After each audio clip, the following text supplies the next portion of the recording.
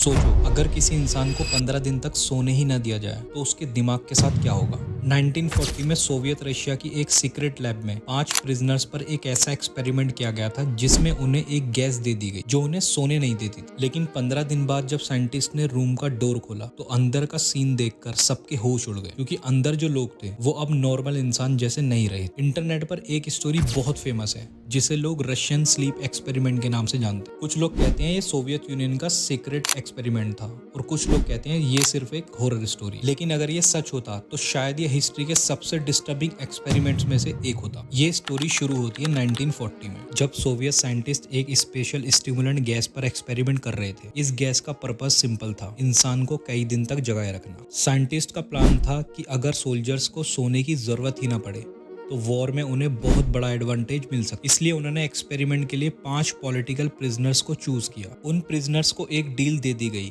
अगर तुम 30 दिन तक बिना सोए सरवाइव कर गए तो तुम्हें आजादी दे दी जाएगी। प्रिजनर्स ने तुरंत ये ऑफर एक्सेप्ट कर लिया। उन 5 प्रिजनर्स को एक सील्ड चैम्बर में बंद कर दिया गया। रूम में था फूड सप्लाई, पानी, कुछ बुक्स, कुछ mattress.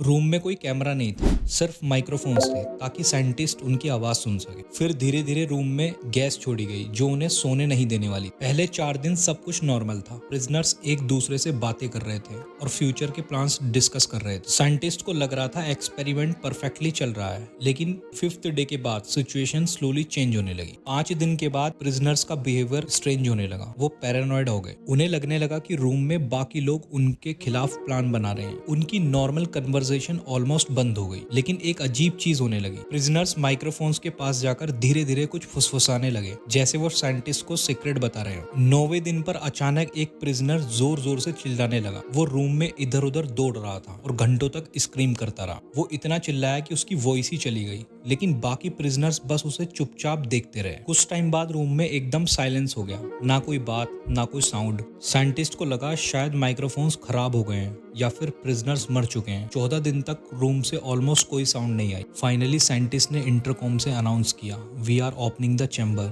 To test the microphones. तभी अंदर से एक क्रीपी वॉइस आई। उसने कहा, we no longer want to be freed, यानी अब हमें आजादी नहीं चाहिए। साइंटिस्ट शॉक में थे, लेकिन उन्होंने चैम्बर ओपन कर दिया। डोर खुलते ही जो सीन उन्होंने देखा वो किसी नाइटमेयर से कम नहीं। रूम का फ्लोर खून से भरा हुआ था। एक प्रिजनर मर चुका था, लेकिन बाकी 4 प्रिजनर्स अब भी जिंदा थे। लेकिन वो नॉर्मल नहीं लग रहे थे। उन्होंने अपनी ही बॉडी के पार्ट्स खुद ही फाड़ दिए। कई जगह फ्लैश गायब थी, मतलब वो खुद का ही मांस खाने लगे और बोन्स तक दिखने लग गई थी। सबसे शॉकिंग बात ये थी कि उन्हें दर्द ही फील नहीं हो रहा था। जब सोल्जर्स उन्हें बाहर निकालने आए तो प्रिजनर्स वायलेंट हो गए। उन्होंने सोल्जर्स पर ही अटैक कर दिया। रूम में कंप्लीट केओस हो गया। आज तक कोई प्रूफ नहीं मिला कि रशियन स्लीप एक्सपेरिमेंट सच में हुआ था या नहीं। बहुत लोग कहते हैं ये सिर्फ एक इंटरनेट हॉरर स्टोरी है, लेकिन एक क्वेश्चन आज भी लोगों को डिस्टर्ब करता है। अगर किसी इंसान को बहुत दिन तक सोने से रोका जाए तो क्या उसका दिमाग सच में इतना डेंजरस हो सकता है? और अगर आपको 30 दिन तक सोने से रोका जाए तो क्या आप सरवाइव कर पाओगे? अपना आंसर कमेंट बॉक्स में जरूर लिखना।